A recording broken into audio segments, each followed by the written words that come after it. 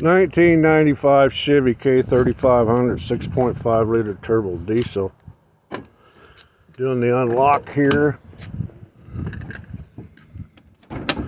I did put a couple new batteries in this from Costco last week. Look like really good batteries actually. And then this alternator, I replaced one other one and I had a spare one.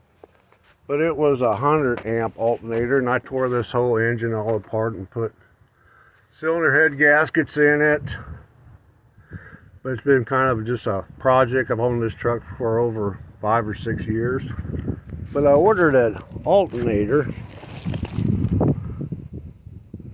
and it comes back, ship it back to Amazon. But I ordered it off of eBay. But it came all packaged. Looks good. Even sent an instruction manual. But just for curiosity, let's just start this up. And I do have a little deal there. Glow plug lights on. Should snap right off and start. Been sitting a week now. And it does. So there is no drain or anything on the batteries, and it's charging 1426.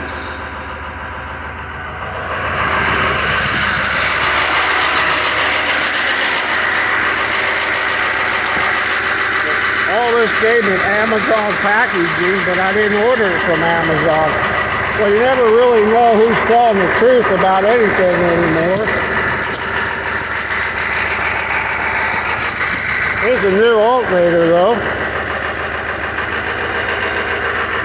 Only paid $50 for it. But that's the next project, is putting this alternator on.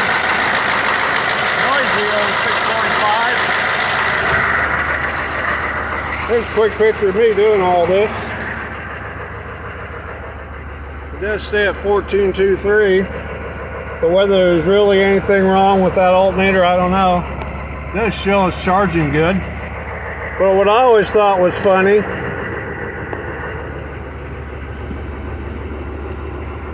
turn the headlights on, fans on high, holding good. But if nothing else, I'll have a spare alternator.